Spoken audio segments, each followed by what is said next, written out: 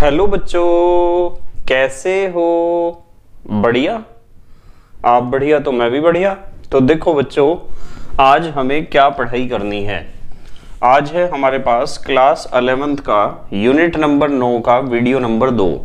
तो बेटे ये 9वीं यूनिट का दूसरा वीडियो है और इससे पहले वीडियो आपको प्ले लिस्ट में भी मिल जाएगा, नीचे डिस्क्रिप्शन में भी मिल जाएगा और कुछ समय बाद आई बटन में भी लिंक आ जाएगा, जहां आप वीडियो नंबर 1 और वीडियो नंबर 2 और इससे पहली 8 यूनिट के सभी वीडियोस को देख सकते हो, समझ सकते हो और अपने सुंदर से नोट्स बना सकते हो, जो एग्जाम में आपकी बहुत ज़्यादा हेल्प करेंगे।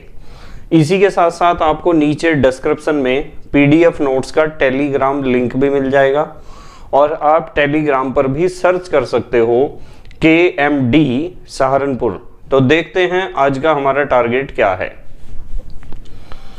देखो बेटे, आज हमें बहुत इंपॉर्टेंट क्वेश्चन डिस्कस करना है। आज हमारे पास है हाइड्रोजन की क्षार धातुओं तथा हैलोजनों से समानता। तो हमें हाइड्रोजन की समानता देखनी है कि हाइड्रोजन को क्षार धातुओं के साथ रखना चाहिए तो क्यों रखना चाहिए, और हैलोजनों के साथ रखना चाहिए तो क्यों रखना चाहिए। अब यहाँ सबसे पहला क्वेश्चन ये है कि सर क्षार धातु क्या हैं और हैलोजन क्या हैं। तो बेटे क्षार धातु का मतलब होता है आवर्त सारणी में जो पहले वर्ग के तत्व हैं, फर्स्ट ग्रुप के जो एलिमेंट्स हैं, उन्हें कहते हैं क्षार धातु या एल्कली मेटल्स, क्योंकि उसके ऑक्साइड और हाइड्रोक्साइड क्या होते हैं, प्रबल क्षार।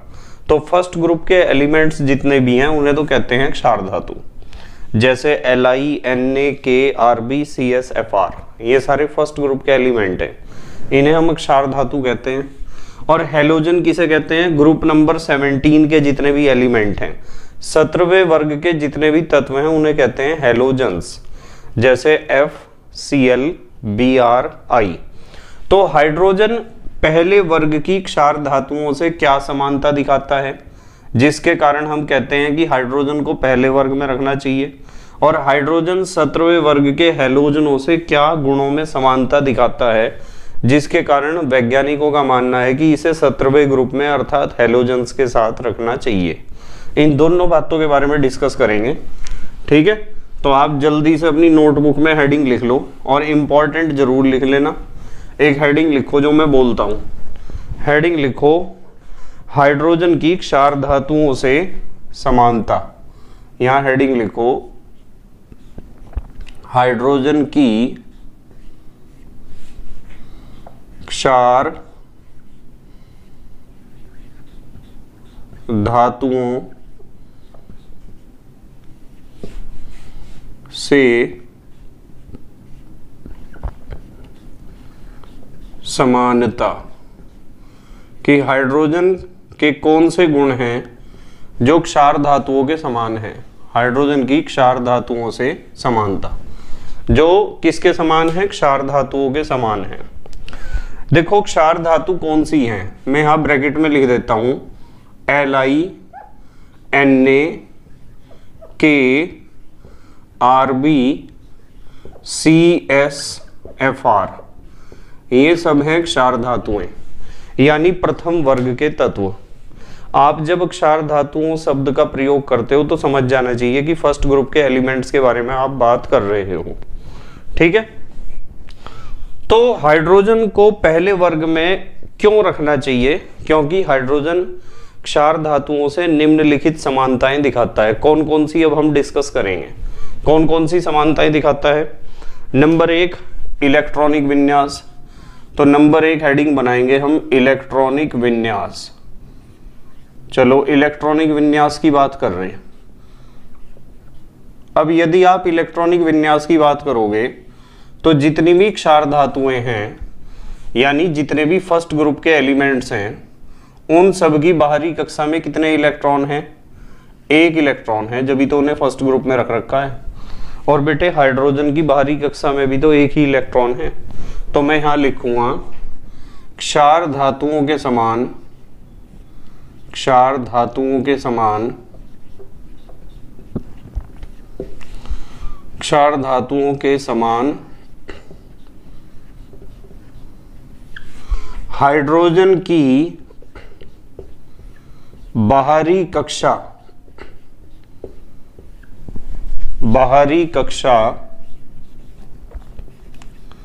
में एक इलेक्ट्रॉन होता है। क्षार धातुओं के समान हाइड्रोजन की बाहरी कक्षा में एक इलेक्ट्रॉन होता है। जैसे मैं आपको कहूं कि भाई आप हाइड्रोजन का इलेक्ट्रॉनिक विन्यास लिखो, तो जब आप हाइड्रोजन का इलेक्ट्रॉनिक विन्यास लिखोगे तो आप ऐसे लिख सकते हो एक, यानी उसकी बाहरी कक्षा वही पहली कक्षा है, वही बाहरी कक्षा है, एक इलेक्ट्रॉन होगा। मैं कहूं लिथियम का लिखो आप, तो लिथियम का कैसे लिखोगे 2,1। तो लिथियम की यहां से उठाया मैंने लिथियम की बाहरी कक्षा में एक इलेक्ट्रॉन है। यदि मैं कहूं सोडियम का लिखो इलेक्ट्रॉनिक विन्यास, तो सोडियम का कैसे लिखोगे आप, सोडियम का लिखोगे 2,8,1। तो जिस तरीके से इन सभी क्षार धातुओं अर्थात प्रथम वर्ग के तत्वों की बाहरी कक्षा में एक इलेक्ट्रॉन है, इसी तरीके से जो हाइड्रोजन है हमारा हाइड्रोजन, उसकी बाहरी कक्षा में भी एक ही इलेक्ट्रॉन है। तो ये तो हुआ इलेक्ट्रॉनिक विन्यास में समानता।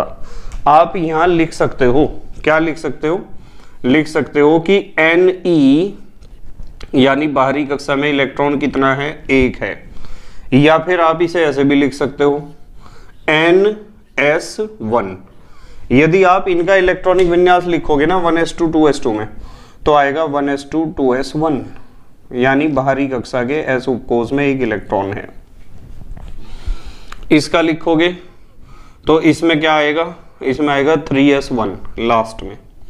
ठीक है, तो जिस तरीके से प्रथम वर्ग के तत्व अर्थात क्षार धातुओं के इलेक्ट्रॉनिक विन्यास होते हैं, ऐसा ही हाइड्रोजन का भी इलेक्ट्रॉनिक विन्यास है। अर्थात इनकी बाहरी कक्षा में एक एक इलेक्ट्रॉन है, तो हाइड्रोजन की बाहरी कक्षा में भी एक ही इलेक्ट्रॉन है। ठीक है, तो पहली समानता तो ये हुई। अब आते हैं नंबर 2 पर। नंबर 2 संयोजकता। अब हम बात करेंगे संयोजकता की, वैलेंसी की।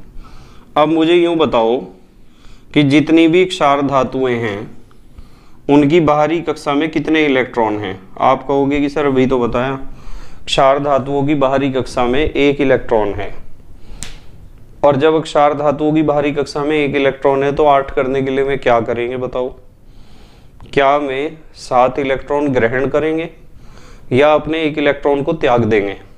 तो आप कहोगे कि सर एक इलेक्ट्रॉन को त्याग देंगे, क्योंकि 7 इलेक्ट्रॉन लेने में एंथैल्पी चेंज बहुत ज्यादा होगा, वर्क डन बहुत ज्यादा होगा, इसलिए वे 7 इलेक्ट्रॉन ग्रहण ना करके एक इलेक्ट्रॉन को त्याग देंगे।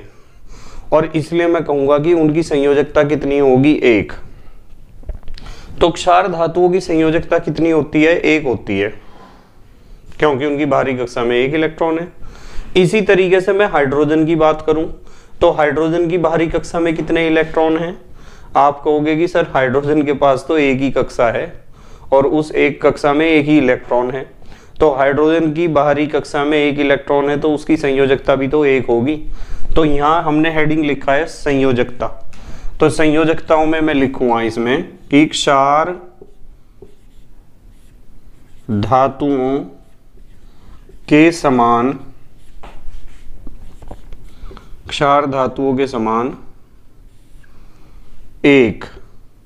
ठीक है, संयोजकता कितनी होती है, 1 होती है। क्षार धातुओं के समान हाइड्रोजन की संयोजकता भी कितनी होती है, 1। ठीक है, अब तीसरा समानता देखते हैं हम। तीसरी समानता है धन विद्युतीय लक्षण। धन विद्युतीय लक्षण, देखो धन विद्युतीय लक्षण तो पता है आपको किसे कहते हैं। धन विद्युतीय लक्षण का मतलब इलेक्ट्रॉन को त्याग कर धन आयन में बदल जाना, इलेक्ट्रॉन को त्याग कर धन आयन में बदल जाना। अब जैसे मैं आपको कहूं कि हमारे पास सोडियम है, वो माइनस करता है इलेक्ट्रॉन को। अभी मैंने बताया सोडियम की बाहरी कक्षा में एक इलेक्ट्रॉन होगा, इन सब की बाहरी कक्षा में क्षार धातुओं की एक इलेक्ट्रॉन है, तो सोडियम अपना एक इलेक्ट्रॉन त्याग कर सोडियम धन आयन में बदल जाता है। इसी तरीके से लिथियम भी अपना एक इलेक्ट्रॉन त्याग कर लिथियम धन आयन में बदल जाएगा। और पोटेशियम भी अपना एक इलेक्ट्रॉन त्याग कर पोटेशियम धन आयन में बदल जाएगा। और इन क्षार धातुओं के समान जो हाइड्रोजन होता है ना, हाइड्रोजन, वो भी अपना एक इलेक्ट्रॉन त्याग कर धन आयन में बदल सकता है। H पॉजिटिव आयन कई जगह आपने सुने होंगे। तो जिस तरीके से क्षार धातुएं इलेक्ट्रॉन त्याग कर धन आयन बनाती हैं, इसी तरह हाइड्रोजन भी इलेक्ट्रॉन त्याग कर धन आयन बनाता है। और इलेक्ट्रॉन त्याग कर धन आयन बनाने का जो लक्षण होता है, जो गुण होता है, जो प्रवृत्ति होती है, जो आदत होती है, उसे ही हम कहते हैं धन विद्युतीय लक्षण। क्या कहते हैं? धन विद्युतीय लक्षण। अब आते हैं नंबर 4 पर, चौथी समानता, ऑक्सीकरण अवस्था। चलो ऑक्सीकरण अवस्था के बारे में बताता हूं आपको। ऑक्सीकरण अवस्था, भाई मुझे एक बात बताओ, यदि क्षार धातुएं एक इलेक्ट्रॉन को त्याग कर धन आयन में बदलती हैं तो किसी आयन की ऑक्सीकरण संख्या उसके ऊपर उपस्थित आवेश के बराबर होती है, आपको पता है। तो इसका मतलब क्षार धातुएं, यहां तो एक एग्जांपल लिया है सिर्फ सोडियम का, बाकी सबका व्यवहार भी लगभग इसके जैसा ही होगा। जिस तरीके से सोडियम की ऑक्सीकरण संख्या हमें यहाँ +1 नजर आती है, इसी तरीके से बताओ क्या हाइड्रोजन की ऑक्सीकरण संख्या +1 नहीं होती है क्या? देखियो जरा, हाइड्रोजन के ऊपर आवेश, H आयन के ऊपर आवेश एक इकाई धन आवेश है, तो इसका मतलब इसकी ऑक्सीकरण संख्या भी +1 होगी। ठीक है, तो इसका मतलब ये है कि यदि हम ऑक्सीकरण संख्या की बात करें तो क्षार धातुओं के समान ऑक्सीकरण संख्या भी कितनी होती है? +1 होती है। जैसे मैं कहूं, चलो एक यौगिक देखते हैं NaCl और फिर एक यौगिक देखते हैं HCl, इन दोनों का कंपैरिजन करेंगे। तो NaCl में सबको पता है Cl की ऑक्सीकरण संख्या -1 है, तो Na की +1 हो जाएगी। यहाँ Cl की -1 है तो हाइड्रोजन की भी तो +1 हो जाएगी। तो जिस तरीके से क्षार धातुओं अर्थात सोडियम ने ऑक्सीकरण संख्या +1 दिखाई है, इसी तरह हाइड्रोजन ने भी तो +1 दिखा दी। तो इसका मतलब हाइड्रोजन की क्षार धातुओं से ऑक्सीकरण अवस्था या ऑक्सीकरण संख्या भी मैच करती है। ठीक है, अब आते हैं नंबर 5 पर। नंबर 5, अपचायक गुण। तो हम देख रहे हैं कि हाइड्रोजन को पहले वर्ग में क्यों रखना चाहिए। हाइड्रोजन को क्यों रखना चाहिए पहले वर्ग में? क्योंकि हाइड्रोजन पहले वर्ग के तत्वों अर्थात क्षार धातुओं के साथ ये सारी समानताएं दिखा रहा है, उनके जैसे गुण दिखा रहा है। अपचायक गुण में ध्यान रखना है कि मान लो आपके पास एक अपचायक गुण को रिएक्शन से सीखते हैं। चलो मान लो मेरे पास सोडियम है और सोडियम का रिएक्शन मैंने कॉपर ऑक्साइड के साथ करा दिया, तो आपको पता है कि सोडियम विद्युत रासायनिक श्रेणी में कॉपर से ऊपर रखा हुआ है, तो कॉपर से ज्यादा क्रियाशील है, और कॉपर से ज्यादा क्रियाशील है तो कॉपर को हटा देगा। पर हमें पता है कि सोडियम की संयोजकता 1 है जबकि कॉपर की 2 है, इसलिए मैंने 2 सोडियम लिए अकेले कॉपर को हटाने के लिए। तो क्या बन जाएगा? कॉपर तो यहां से हट गया, ये तो Cu बचा, सिर्फ हट गया, यहां से अकेला रह गया, और ये दोनों Na आ जाएंगे कॉपर की जगह। क्या बनेगा? Na2O। इसका मतलब ये है कि सोडियम ने अर्थात क्षार धातु ने कॉपर ऑक्साइड का अपचयन कर दिया कॉपर में। ठीक है, आप कहोगे कि सर कुछ बच्चों के तो समझ में आ गया होगा कि कैसे अपचयन हुआ, कुछ की अब समझ में नहीं आया होगा। अपचयन ऐसे हुआ है कि इस कॉपर के पास ऑक्सीजन थी, देखो अब बताइए जरा कॉपर के पास ऑक्सीजन है क्या? यानी कॉपर से ऑक्सीजन छीन ली हमने, और यदि कॉपर से हमने ऑक्सीजन छीन ली इसका मतलब कॉपर का हमने कर दिया अपचयन। इसका मतलब क्षार धातुएं क्या होती हैं? अपचायक गुण रखती हैं। अब हाइड्रोजन कह रहा कि मेरे अंदर भी तो यही गुण है। हाइड्रोजन ने कहा कि मेरा रिएक्शन H2 का रिएक्शन करके देखो कॉपर ऑक्साइड के साथ, तो यदि आप H2 का रिएक्शन करोगे तो ये भी इसे हटा देगा, यहां से इसे हटा देगा, और हटाने से क्या होगा? क्या बनेगा? Cu रह जाएगा अकेला, क्योंकि इसे हटा दिया यहां से। और जिस तरह यहाँ Na2O बना, इसी तरह यहाँ क्या बन जाएगा? H2O। तो बताओ हाइड्रोजन ने भी तो अपचयन कर दिया। इसका मतलब अपचायक गुण यदि क्षार धातुओं में है तो हाइड्रोजन में भी तो है अपचायक गुण। ठीक है, तो मतलब हमारा जो टारगेट है वो क्या है? हमें देखना है कि हाइड्रोजन को पहले वर्ग में क्यों रखना चाहिए, और इसका जवाब आ रहा है कि हाइड्रोजन को पहले वर्ग में इसलिए रखना चाहिए क्योंकि हाइड्रोजन पहले वर्ग के तत्वों के साथ ये समानताएं दिखा रहा है। कितनी पढ़ी हमने समानता अभी तक? 5। पहली समानता पढ़ी इलेक्ट्रॉनिक विन्यास। जिस तरह क्षार धातुओं की बाहरी कक्षा में एक इलेक्ट्रॉन होता है, इसी तरह हाइड्रोजन की बाहरी कक्षा में भी एक ही इलेक्ट्रॉन होता है। देखो, हाइड्रोजन एक इलेक्ट्रॉन, लिथियम बाहरी कक्षा में एक इलेक्ट्रॉन, सोडियम बाहरी कक्षा में एक इलेक्ट्रॉन। तो हमने लिख दिया Ne=1, जहां n का मतलब आपको पता होना चाहिए, n कहते हैं बाहरी कक्षा को और n-1 कहते हैं सेकंड लास्ट कक्षा को, जिसे कुछ बच्चे कहते हैं पेनल्टीमेट ऑर्बिट, और n-2 कहते हैं थर्ड लास्ट कक्षा को, जिसे कुछ बच्चे कहते हैं एंटी पेनल्टीमेट ऑर्बिट। ठीक है, या फिर आप इसे कह सकते हो NS1, यानी बाहरी कक्षा के s उपकोष में एक इलेक्ट्रॉन होगा, चाहे तो क्षार धातुओं को देख लो और चाहे हाइड्रोजन को देख लो। ठीक है, तो ये तो हुई इलेक्ट्रॉनिक विन्यास में समानता की। इलेक्ट्रॉनिक विन्यास में क्या समानता हुई? जिस तरह क्षार धातुओं की बाहरी कक्षा में एक इलेक्ट्रॉन है, इसी तरह हाइड्रोजन की बाहरी कक्षा में भी एक इलेक्ट्रॉन ही होता है। फिर संयोजकता, भाई जिस तरह क्षार धातुओं की संयोजकता 1 है, इसी तरह क्षार धातुओं के समान हाइड्रोजन की संयोजकता भी 1 है, क्योंकि क्षार धातुओं की बाहरी कक्षा में भी एक इलेक्ट्रॉन है और हाइड्रोजन की बाहरी कक्षा में भी एक इलेक्ट्रॉन है। उसके बाद नेक्स्ट नंबर 3, धन विद्युतीय लक्षण। धन विद्युतीय लक्षण का मतलब इलेक्ट्रॉन को त्याग कर धन आयन में बदल जाना। जिस तरह क्षार धातुएं इलेक्ट्रॉन को त्याग कर धन आयन में बदल जाती हैं, इसी तरह हाइड्रोजन भी तो इलेक्ट्रॉन को त्याग कर धन आयन में बदल जाता है। तो ये भी समानता हुई धन विद्युतीय लक्षण की। ऑक्सीकरण अवस्था, जिस तरह क्षार धातुओं की ऑक्सीकरण अवस्था +1 होती है, इसी तरह हाइड्रोजन की भी +1 होती है। ठीक है। अपचायक गुण, जिस तरह क्षार धातु एक अच्छे अपचायक की तरह काम करता है, इसी तरह हाइड्रोजन भी अच्छे अपचायक की तरह काम करता है।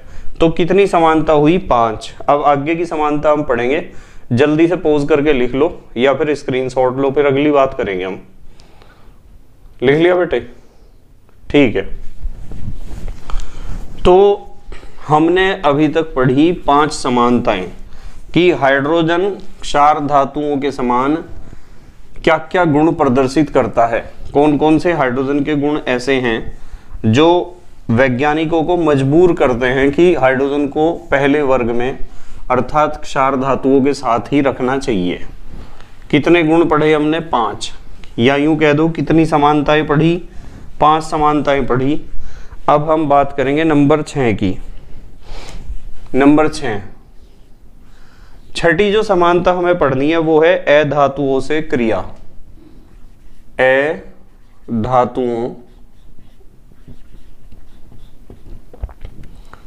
अधातुओं से क्रिया। देखो, जिस तरह क्षार धातुएं अधातुओं से क्रिया करती हैं, इसी तरह हाइड्रोजन भी करता है।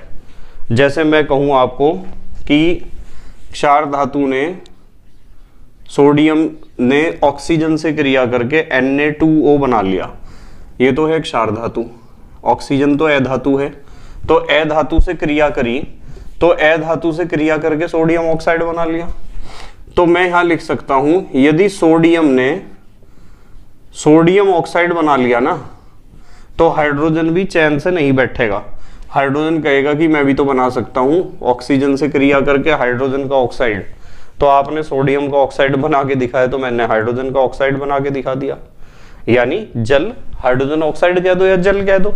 तो जिस तरीके से क्षार धातुएं अधातुओं से क्रिया करके यौगिक बना सकती हैं, इसी तरह हाइड्रोजन भी तो बना सकता है। ठीक है। अच्छा, यदि मैं कहूं, चलो अच्छा एक बात और कर रहे हैं, NaCl सोडियम क्लोराइड, तो NaCl के जैसे सोडियम ने क्लोरीन से क्रिया करी, तो हाइड्रोजन भी तो क्लोरीन से क्रिया कर सकता है, यहाँ HCl बना देगा।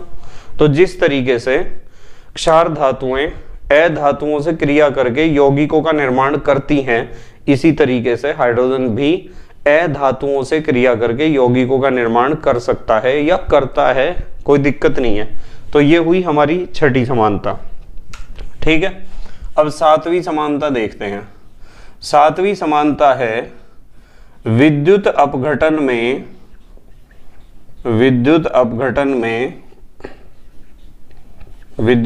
में कैथोड पर विद्युत अपघटन में कैथोड पर मुक्त होना।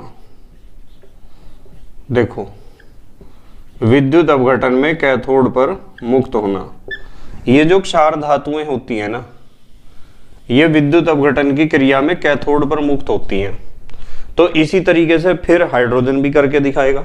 जैसे मैं कहूँ आपको कि मेरे पास NaCl है और मैंने विद्युत अपघटन किया, यानी एक बर्तन में NaCl का जलीय विलयन भरा और उसमें कैथोड एनोड लगा के विद्युत धारा प्रवाहित कर दी, तो क्या होगा कि सोडियम और क्लोरीन दो तरह के प्रोडक्ट आपको मिलेंगे। ये जो सोडियम मिलेगा ना, ये कैथोड पे मिलेगा। क्यों मिलेगा कैथोड पे, मैं बताता हूँ। इसलिए मिलेगा क्योंकि NaCl जब आयनों में टूटेगा तो Na पॉजिटिव और Cl नेगेटिव बनेगा ना। तो बताओ Na पॉजिटिव, ये धनायन कहाँ जाएंगे, धनायन तो कैथोड पर जाएंगे ना, और धनायन कैथोड पर जाके क्या करेंगे, धन आयन कैथोड पे गए और वहाँ से एक इलेक्ट्रॉन लिया और इलेक्ट्रॉन लेके सोडियम धातु बनानी शुरू कर दी। तो इसका मतलब सोडियम धातु अर्थात क्षार धातु, सोडियम धातु किन में से है, पहले वर्ग में से है, और पहले वर्ग के तत्वों को आप क्या कहते हो, क्षार धातु। क्यों कहते हो, क्योंकि पहले वर्ग के तत्वों के ऑक्साइड और हाइड्रोक्साइड क्या होते हैं, क्षारीय होते हैं, इसलिए कहते हैं क्षार धातु। तो मतलब कहने की बात यह है कि जो क्षार धातु हैं जैसे सोडियम, वे विद्युत अपघटन की क्रिया में कहाँ प्राप्त होते हैं, कैथोड पर। तो हाइड्रोजन ने कहा कि मैं भी तो कैथोड पर प्राप्त होता हूं। यदि आप HCl का विद्युत अपघटन कराते हो, HCl का विद्युत अपघटन कराते हो, तो आपको H2 और Cl2 ये मिलेंगे, और यहाँ H2 कहाँ प्राप्त होगा, कैथोड पर ही प्राप्त होगा। कहाँ प्राप्त होगा, कैथोड पर। तो जिस तरीके से क्षार धातुएं विद्युत अपघटन की क्रिया में कैथोड पर प्राप्त होती हैं, इसी तरीके से हाइड्रोजन भी विद्युत अपघटन की क्रिया में कैथोड पर ही प्राप्त होता है। ठीक है, समझ में आई बात। तो कितनी समानताएं पढ़ी हमने, 7। तो इन 7 समानताओं के आधार पर हमें इस बात का एहसास होता है कि यार हाइड्रोजन को पहले वर्ग के तत्वों के साथ अर्थात क्षार धातुओं के साथ फर्स्ट ग्रुप में ही रखना चाहिए। ठीक है, यहाँ एक लाइन लिख देता हूं मैं, अतः स्पष्ट होता है, जब इतनी समानताएं दिखाई दे रही हमें, अतः स्पष्ट होता है कि इसके अलावा भी बहुत सारी समानताएं हैं, पर हमारे कोर्स में इतनी ही है बस। अतः स्पष्ट होता है कि हाइड्रोजन को क्षार धातुओं के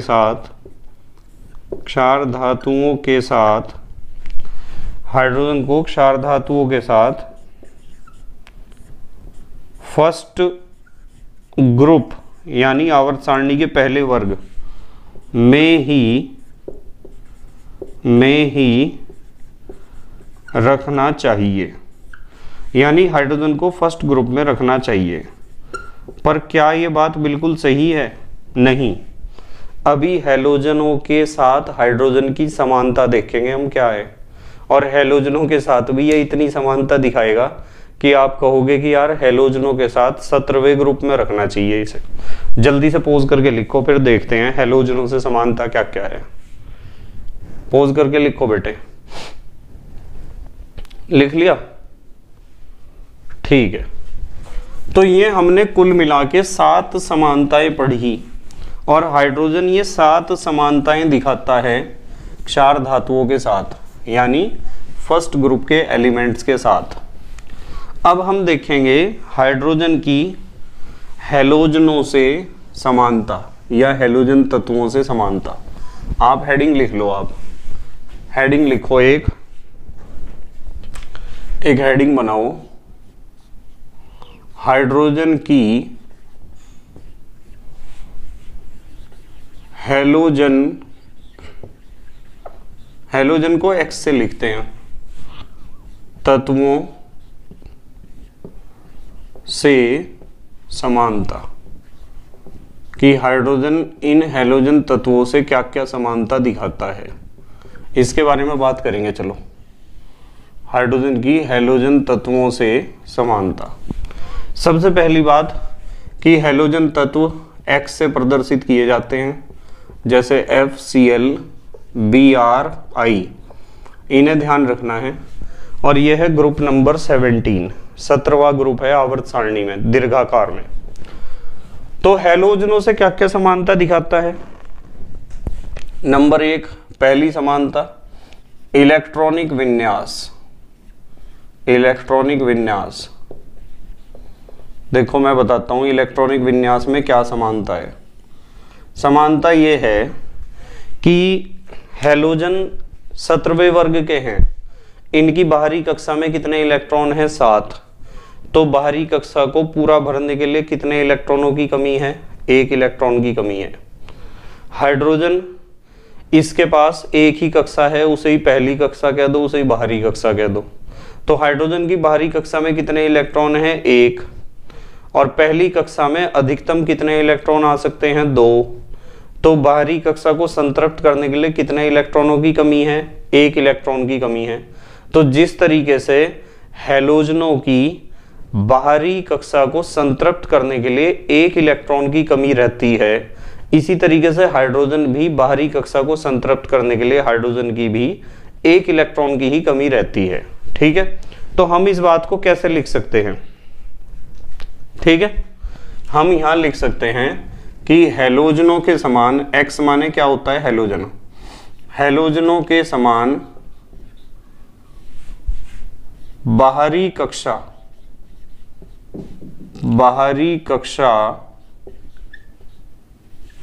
को संतृप्त, बाहरी कक्षा को संतृप्त करने के लिए, बाहरी कक्षा को संतृप्त करने के लिए केवल 1 इलेक्ट्रॉन की आवश्यकता, केवल 1 इलेक्ट्रॉन की आवश्यकता, यानी 1 इलेक्ट्रॉन की जरूरत है बाहरी कक्षा को संतृप्त करने के लिए। जिस तरह हैलोजन है इसी तरह हाइड्रोजन है। जैसे मैं कहूं हाइड्रोजन है, इसके पास एक कक्षा में 1 इलेक्ट्रॉन है, यदि इसे कहीं से 1 इलेक्ट्रॉन मिल गया तो इसकी बाहरी कक्षा पूरी भर जाएगी, क्योंकि पहली कक्षा तो 2 इलेक्ट्रॉनों में ही भर जाती है। अब जैसे यहाँ फ्लोरीन है, फ्लोरीन का इलेक्ट्रॉनिक विन्यास होता है 2,7। तो बताओ बाहरी कक्षा को भरने के लिए 1 इलेक्ट्रॉन की तो कमी है, 8 आते हैं ना इलेक्ट्रॉन। जैसे मैं कहूँगी Cl का इलेक्ट्रॉनिक विन्यास बताओ, तो आप कहोगे 2, 8, 7। तो बाहरी कक्षा को भरने के लिए या संतृप्त करने के लिए केवल 1 इलेक्ट्रॉन की कमी है। ये दोनों क्या हैं? हैलोजन। और हैलोजनों में भी बाहरी कक्षा को संतृप्त करने के लिए 1 इलेक्ट्रॉन की कमी है। इसी तरीके से हाइड्रोजन में भी बाहरी कक्षा को संतृप्त करने के लिए 1 इलेक्ट्रॉन की कमी है। ठीक है, एक समानता तो ये होगी इलेक्ट्रॉनिक विन्यास वाली। उसके बाद दूसरी है अधात्विक प्रकृति। अधात्विक प्रकृति। अब अधात्विक प्रकृति यूं बताओ कि जितने भी हैलोजन हैं FCl Bri, ये सब अधातु है ना, सारे अधातु हैं। नॉर्मली अधातु उसे कहते हैं जिसकी आदत इलेक्ट्रॉन लेने की हो। ठीक है, नॉर्मली उसे कहते हैं अधातु। तो यदि किसी भी तत्व में इलेक्ट्रॉन लेने का नेचर है तो हम कह सकते हैं अधातु है। या फिर इसकी एक पहचान और भी है, वैसे मुख्य तो परिभाषा यही है जो मैंने बताई। एक पहचान ये है कि अधातुएं ज्यादातर गैस अवस्था में पाई जाती हैं। ठीक है, ज्यादातर क्या, यूं समझ लो कि गैस अवस्था में, वैसे तो ठोस अवस्था में भी बहुत सारी अधातुएं हैं, पर धातु की बात करो, चलो धातु तो ठोस अवस्था में है ज्यादातर, और या फिर पारा वो द्रव अवस्था में, धातु है लिक्विड स्टेट में है। तो धातुएं तो या तो ठोस होंगी या फिर कोई एक आधी धातु ऐसी होगी जो द्रव अवस्था में होगी। अब यदि मैं हाइड्रोजन की बात करूं, हाइड्रोजन ना तो ठोस है और ना तो द्रव है, तो हाइड्रोजन तो गैस है, और गैसें तो सारी क्या होती हैं, अधातु होती हैं। इस तरह तो समझोगे, गैसें क्या होती हैं, अधातु। तो आप ऐसे भी समझ सकते हो, मतलब कहने की बात यह है कि जिस तरीके से हैलोजन सभी अधातु हैं, इसी तरह हाइड्रोजन भी तो अधातु है। ये तो F2 और Cl2 तो गैस ही हैं दोनों। ब्रोमीन लिक्विड है रेड कलर का, और आयोडीन सॉलिड है, ठीक है। पर ये दोनों क्या है, गैस। हाइड्रोजन भी गैस है। तो मतलब कहने की बात यो है कि हम यहां लिख सकते हैं हैलोजनों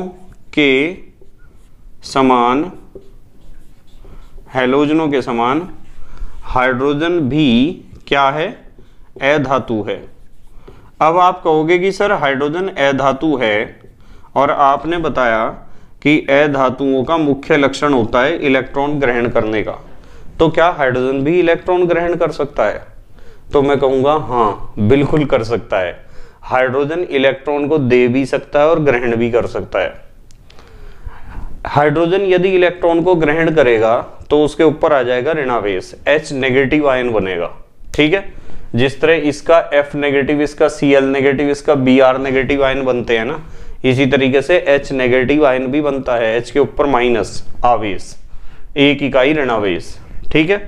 तो हमने देखा कि जो हैलोजन है उनके समान हाइड्रोजन भी क्या है, अधातु। उसके बाद नंबर 3 पर आते हैं। चलो, तीसरी समानता, गैसीय अवस्था। गैसीय अवस्था, ये तो अभी मैंने बताया ही आपको, गैसीय अवस्था। गैसीय अवस्था में ध्यान रखना है कि F2 व Cl2 के समान, F2 व Cl2 के समान, F2 व Cl2 के समान हाइड्रोजन भी क्या है, H2 भी क्या है, गैस है। तो हमारा जो हाइड्रोजन है वो तो गैस है। जिस तरह फ्लोरीन गैस है, क्लोरीन गैस है, इसी तरह हाइड्रोजन भी गैस है। तो ये भी समानता होगी भाई, ये भी क्या हुई, समानता हुई। नंबर 4, ऋण विद्युती लक्षण। ऋण विद्युती लक्षण कहते हैं एक इलेक्ट्रॉन ग्रहण करके ऋण आयन में बदलने की प्रवृत्ति। इलेक्ट्रॉन ग्रहण करके ऋण आयन में बदलने की प्रवृत्ति। तो देखो, F की आदत है कि वो इलेक्ट्रॉन ग्रहण करके ऋण आयन में बदल जाता है, यानी वो ऋण विद्युती है। Cl की भी आदत है, इन सब की आदत है। क्लोरीन की आदत है इलेक्ट्रॉन ग्रहण करके ऋण आयन में बदल जाता है। तो बेटे हाइड्रोजन में भी ये आदत है कि ये इलेक्ट्रॉन ग्रहण करके ऋण आयन में बदल जाता है। तो ऋण विद्युती लक्षण दिखा रहा है, ऋण विद्युती लक्षण दिखा रहा है, जिस तरह हैलोजन दिखाते हैं। तो ये भी हैलोजनों से क्या हुई, समानता, ठीक है। अब बात करेंगे ऑक्सीकरण अवस्था की। नंबर 5, ऑक्सीकरण अवस्था। ऑक्सीकरण अवस्था ध्यान से समझना जरा, ऑक्सीकरण अवस्था की बात कर रही। चलो, वैसे ऑक्सीकरण अवस्था भी बोल सकते हो आप। मैं आपको एक यौगिक बता रहा, NaCl, हैलोजन का एक यौगिक। फिर आप देख लेना HCl को। देखो HCl नहीं, NaCl में तो फिर Cl तो इसमें भी आ गया। जैसे NaCl है, इसी तरीके से हम Cl के साथ NaH देखेंगे, NaH। अब देखो, यदि मैं कहूं कि यहाँ Cl की ऑक्सीकरण संख्या बताओ, आप कहोगे -1 और +1। तो यहाँ हैलोजन ने -1 ऑक्सीकरण संख्या दिखाई या ऑक्सीकरण अवस्था दिखाई, तो Na की भी तो यहाँ +1 और हाइड्रोजन की -1 नहीं है। मैंने आपको सिखाया था कि जितने, इसका नाम है सोडियम हाइड्राइड, और हाइड्राइडों में हाइड्रोजन की ऑक्सीकरण संख्या -1 होती है, ये बात सिखाई थी। तो जिस तरह हैलोजन -1 ऑक्सीकरण संख्या दिखा सकते हैं, इसी तरीके से हाइड्रोजन भी -1 ऑक्सीकरण संख्या दिखा सकता है, कोई प्रॉब्लम नहीं है, ठीक है। तो ये भी समानता हुई। जल्दी से पोज करके लिखो, फिर अगली समानताएं बताऊंगा मैं आपको। पोज करके लिखो। देखो इलेक्ट्रॉनिक विन्यास में क्या समानता है कि हैलोजनों को बाहरी कक्षा संतृप्त करने के लिए एक इलेक्ट्रॉन चाहिए तो हाइड्रोजन को भी चाहिए। अधात्विक प्रकृति में क्या है, जिस तरह हैलोजन अधातु है इसी तरह हाइड्रोजन भी अधातु है। गैसीय अवस्था, जिस तरह F2Cl2 गैस है इसी तरह हाइड्रोजन H2 गैस है। ऋण विद्युतीय लक्षण, जिस तरह हैलोजन इलेक्ट्रॉन को ग्रहण करके ऋण आयन में बदल जाते हैं इसी तरह हाइड्रोजन भी इलेक्ट्रॉन को ग्रहण करके ऋण आयन में बदल सकता है, अर्थात ऋण विद्युतीय लक्षण प्रदर्शित करता है। ऑक्सीकरण अवस्था, जिस तरीके से हैलोजनों की सामान्य ऑक्सीकरण अवस्था -1 होती है इसी तरह हाइड्रोजन भी हाइड्राइड में -1 ऑक्सीकरण अवस्था दिखाता है। ठीक है, लिख लिया सबने? ठीक है, तो हमने 5 समानताएं तो पढ़ ली हैलोजन से। तो हाइड्रोजन देखो कैसा है, वहां पहले वर्ग के तत्वों से भी समानता दिखा रहा था और यहाँ हैलोजनों से भी समानता दिखा रहा, तो इसका मतलब साफ है कि भाई हाइड्रोजन की नीयत साफ नहीं है। हाइड्रोजन की नीयत साफ नहीं है। हाइड्रोजन वहां पहले वर्ग के तत्वों से भी समानता दिखा रहा गुणों में और यहाँ 17वें वर्ग के तत्वों अर्थात हैलोजनों से भी समानता दिखा रहा है, इसीलिए तो वैज्ञानिक परेशान है। नंबर 6, छठी समानता, आयनन एंथैल्पी। आयनन एंथैल्पी, आपको आयनन एंथैल्पी का बहुत सारे नाम है, एक नाम और भी पता होगा, आयनन विभव। इसका मतलब होता है कि किसी परमाणु की बाहरी कक्षा से एक इलेक्ट्रॉन को निकालने के लिए जितनी कम से कम ऊर्जा की आवश्यकता होती है उसे कहते हैं आयनन एंथैल्पी या आयनन विभव। ठीक है, अब हम बात करेंगे हैलोजनों की। मान लो मैं कह रहा कि चलो फ्लोरीन की बात करते हैं। फ्लोरीन की बाहरी कक्षा में है 7 इलेक्ट्रॉन। ठीक है, ये 7 इलेक्ट्रॉन बना दिए और हम यूं कह रहे कि इसकी बाहरी कक्षा से एक इलेक्ट्रॉन निकालना है। भाई इसे तो एक इलेक्ट्रॉन की जरूरत है, इसे जरूरत है एक इलेक्ट्रॉन की, और आप कह रहे कि इसका निकालना इलेक्ट्रॉन, तो इलेक्ट्रॉन निकालना तो बहुत मुश्किल होगा इसका। ऊपर से इसका साइज बहुत छोटा है। भाई किसी भी आवर्त में आप बाएं से दाएं जितने जाओगे, 17वां ग्रुप तो सेकंड लास्ट नंबर पे है, तो बाएं से दाएं जाने पे साइज घटता है और साइज घटता है तो परमाणु त्रिज्या जब घटेगी तो बाहरी कक्षा जो है वो नाभिक के ज्यादा नजदीक आ जाएगी, और जब बाहरी कक्षा नाभिक के ज्यादा नजदीक होगी तो बाहरी कक्षा के इलेक्ट्रॉनों के ऊपर नाभिक का पकड़ बहुत मजबूत होगा, क्योंकि नाभिक धनावेशित है और बाहरी कक्षा के इलेक्ट्रॉन ऋणावेशित है। और जब उनका पकड़ मजबूत होगा नाभिक का बाहरी कक्षा के इलेक्ट्रॉनों पर, तो बाहरी कक्षा के इलेक्ट्रॉन को निकालने के लिए तो बहुत ज्यादा ऊर्जा चाहिए। इसका मतलब आयनन विभव या आयनन एंथैल्पी हैलोजनों की बहुत ज्यादा होती है। 2 कारण बताए, एक तो साइज छोटा है जिसके कारण नाभिकीय आकर्षण ज्यादा है, और दूसरा कारण बताया कि बाहरी कक्षा में 7 इलेक्ट्रॉन है, इन्हें तो 8 करने थे और आप 7 में से भी एक लेने की बात कर रहे, तो आप 7 में से यदि एक इलेक्ट्रॉन लेना चाह रहे तो बहुत ज्यादा ऊर्जा आपको देनी पड़ेगी। इसका मतलब आयनन विभव बहुत ज्यादा होगा। इसी तरीके से मैं हाइड्रोजन की बात करूं, भाई हाइड्रोजन के पास तो केवल एक कक्षा है और एक कक्षा में एक इलेक्ट्रॉन है, और उसे भी आप यूं कह रहे कि हम ले रहे इसे, तो यदि हाइड्रोजन का वो एक इलेक्ट्रॉन निकल गया ना तो इसका तो परमाणु का अस्तित्व ही समाप्त हो जाएगा। ठीक है, मतलब एक इलेक्ट्रॉन है सिर्फ इसके पास। मैंने आपको बताया था कि हाइड्रोजन का नाभिक में एक तो होता है प्रोटॉन, गरीब के पास न्यूट्रॉन भी नहीं है, और एक कक्षा में एक होता है इलेक्ट्रॉन, ये स्थिति है। और परमाणु बनने के लिए ये शर्त है नाभिक होना चाहिए और कक्षा भी होनी चाहिए और कक्षा में इलेक्ट्रॉन भी होना चाहिए, तो जब ही तो मैं कहूंगा इसे हाइड्रोजन का परमाणु है। और यदि आप इस इलेक्ट्रॉन को लेना चाह रहे ना तो आपको बहुत ज्यादा ऊर्जा देनी पड़ेगी। उसका पहला कारण तो यह है कि ये जो पहली कक्षा है यही आखिरी कक्षा है, ये नाभिक के बहुत पास है, और नाभिक के बहुत पास है तो इसके ऊपर नाभिकीय आकर्षण बहुत ज्यादा है। तो H नेगेटिव लिखना तो बहुत आसान है, हमने लिख तो दिया H minus electron, H plus नहीं माइनस निकालना ना electron, H minus electron is equal to H positive.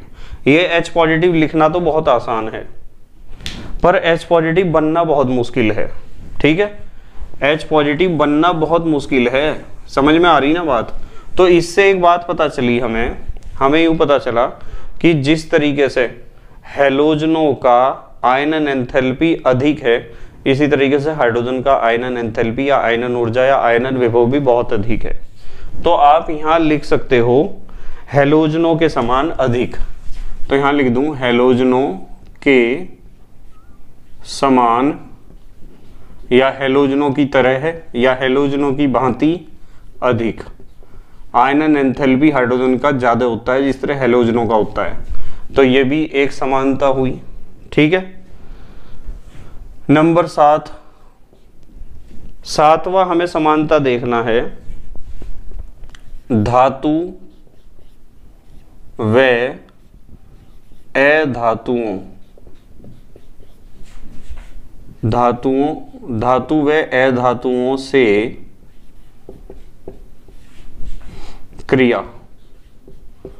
जिस तरह हैलोजन धातु व अधातुओं से क्रिया कर सकते हैं और यौगिकों का निर्माण कर सकते हैं, इसी तरीके से हाइड्रोजन भी कर सकता है। जैसे मैं आपको कहूं कि CaCl2 बना, मतलब CaCl2 का मतलब क्लोरीन ने धातु के साथ क्रिया करी।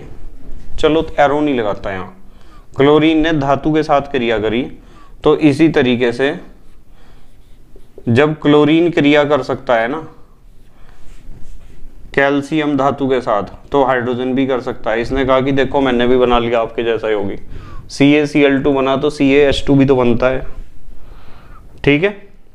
अच्छा, अब ये तो धातु के साथ क्रिया करी, कोमा PCl3, देखो क्लोरीन यानी हैलोजन ने अधातु यानी फास्फोरस से क्रिया करी, तो PCl3 के समान हाइड्रोजन भी बना लेगा, फास्फोरस से क्रिया कर लेगा, क्या बनाएगा PH3। नाम सुना होगा फास्फीन गैस का। तो मतलब कहने की बात यह है कि जिस तरह हैलोजन धातुओं से क्रिया करके यौगिक बना सकते हैं, इसी तरह हाइड्रोजन भी धातुओं से क्रिया करके यौगिक बना सकता है। जिस तरीके से हैलोजन अधातुओं से क्रिया करके यौगिक बना सकते हैं, इसी तरह हाइड्रोजन भी अधातुओं से क्रिया करके यौगिक बना सकता है। तो ये भी समानता हुई। ठीक है। उसके बाद नंबर 8, विद्युत अपघटन में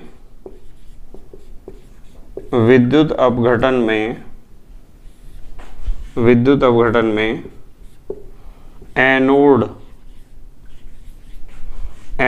पर मुक्त होना, विद्युत अपघटन में एनोड पर मुक्त होना। तो हाइड्रोजन एनोड पर भी मुक्त हो सकता है। यदि हैलोजन एनोड पर मुक्त होते हैं तो हाइड्रोजन भी एनोड पर मुक्त हो सकता है, कोई दिक्कत नहीं होगी। हाइड्रोजन भी एनोड पर मुक्त हो सकता है। कैसे हो सकता है देखो बताता हूं मैं आपको अभी, हाइड्रोजन एनोड पर कैसे मुक्त हो सकता है। जैसे मैं आपको कहूं कि मेरे पास एक यौगिक है 2NaCl और आपने इसका विद्युत अपघटन कर दिया, आपने कर दिया विद्युत अपघटन। तो जब आप इसका विद्युत अपघटन करोगे तो 2Na + Cl2, भाई Cl के तो ऋणायन बनेंगे ना, और ऋणायन कहाँ इकट्ठे होंगे एनोड पर। तो एनोड पर इकट्ठा हुआ हैलोजन एनोड पर एकत्रित हुआ या मुक्त हुआ। इसी तरीके से हाइड्रोजन की बात करूं तो आप सोडियम हाइड्राइड NaH का विद्युत अपघटन कर दो। यदि आपने NaH का विद्युत अपघटन कर दिया तो 2Na तो कैथोड पे इकट्ठे होंगे और H2 गैस एनोड पर इकट्ठी होगी या एनोड पर मुक्त होगी। बताओ समझ में आ रही क्या बात। तो हाइड्रोजन हैलोजनों के समान एनोड पर मुक्त हो सकता है और उधर क्षार धातुओं के समान कैथोड पर भी मुक्त हो पा रहा था। यही तो खासियत है इसकी कि कुछ गुण तो ऐसे हैं, कुछ समानताएं तो दिखाता है क्षार धातुओं के साथ और कुछ दिखाता है हैलोजनों के साथ। अब जैसे 9वीं समानता देखते हैं। 9वीं समानता है प्रतिस्थापन अभिक्रिया।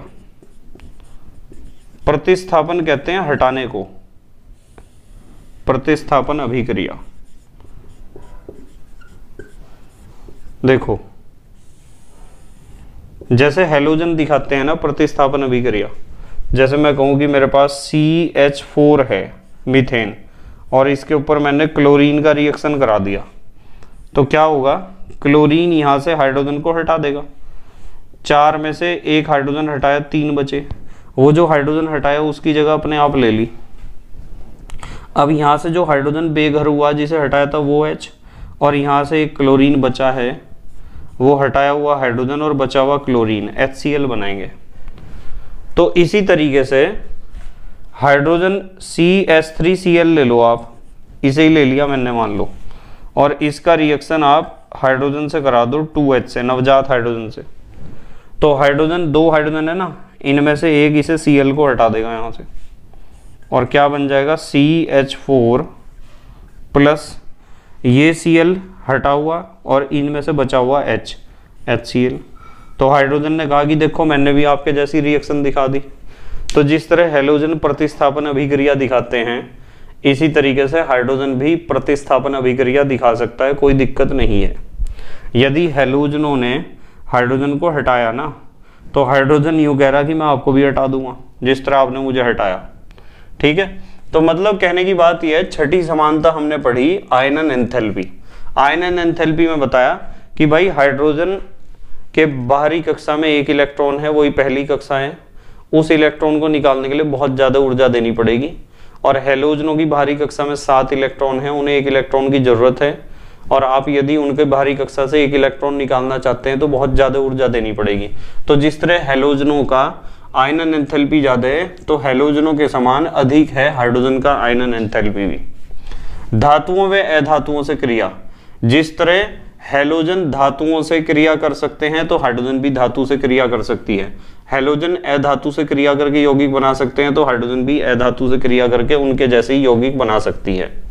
8वां नंबर, विद्युत अपघटन में एनोड पर मुक्त होना। जिस तरीके से हैलोजन एनोड पर मुक्त होते हैं, इसी तरह हाइड्रोजन भी एनोड पर मुक्त होता है या होती है, कुछ भी कह दो आप।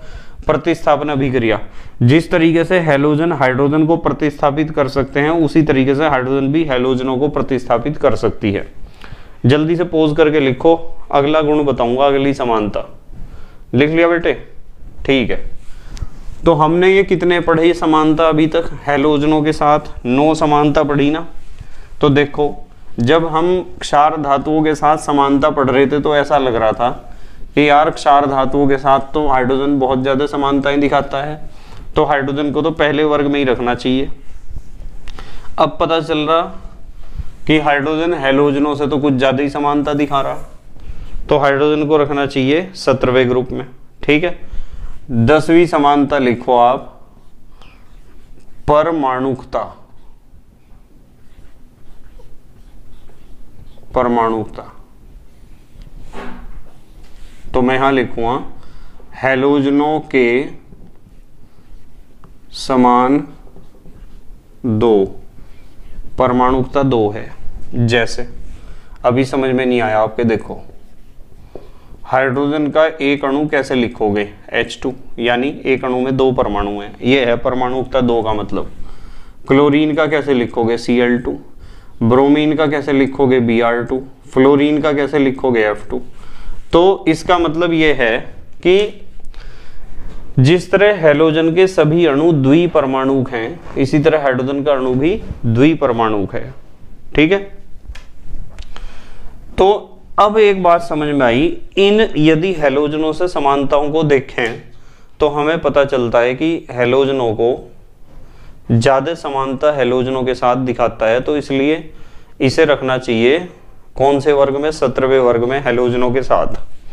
ठीक है, तो उपरोक्त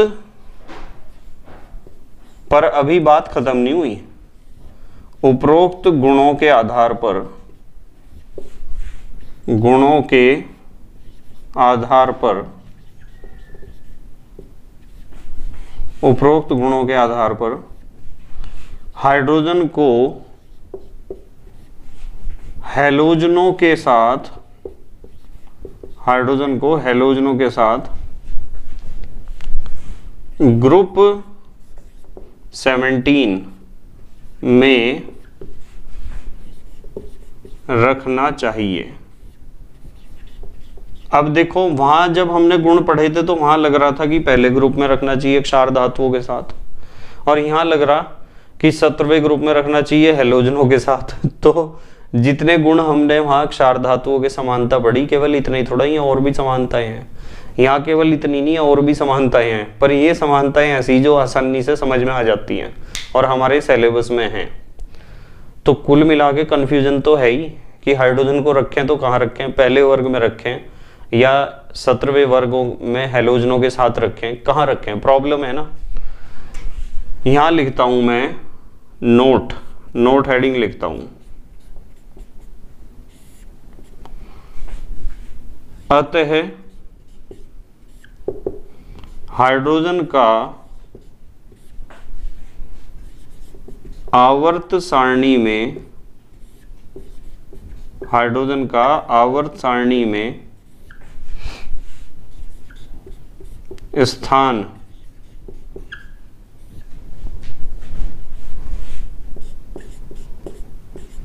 विवादास्पद या विवादित लिख देना जो ज्यादा मुश्किल लगे, विवादास्पद है, क्योंकि फुल स्टॉप नहीं लगाते हैं, क्योंकि यह क्षार धातुओं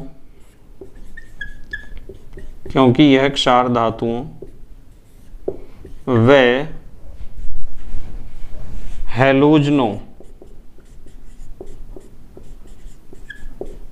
क्षार धातुओं व हैलोजनों दोनों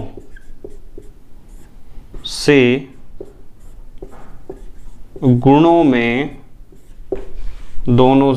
में समानता दिखाता है ना प्रॉब्लम वाली बात। इसलिए यह प्रॉब्लम आज तक सॉल्व नहीं हुई किसी पे भी। वैसे वैज्ञानिक लगे हुए हैं, यदि आप ढंग से पढ़ लिए तो शायद आप ही इस प्रॉब्लम को सॉल्व कर दो बड़े होगे। ठीक है, हमारे देश के प्यारे प्यारे बच्चे जल्दी से पोज करके लिखेंगे या फिर स्क्रीनशॉट लेंगे। लिख लिया बेटे? ठीक है, तो बेटे मुझे उम्मीद है कि आपके समझ में जरूर आया होगा कि हाइड्रोजन को आवर्त सारणी में एक निश्चित स्थान देना क्यों मुश्किल है, क्योंकि हाइड्रोजन पहले वर्ग के क्षार धातुओं से भी गुणों में समानता दिखाता है और हाइड्रोजन 17वें वर्ग के हैलोजनों से भी गुणों में समानता दिखाता है। इसलिए ये कंफ्यूजन बना रहता है बहुत ज्यादा। ठीक है, बस आज हम इतना ही पढ़ेंगे। मेहनत और ईमानदारी से पढ़ाई करते रहो और अपने हैंड रिटन नोट्स बनाते रहो। ठीक है, तो thank you very much for watching this video. Okay, bye.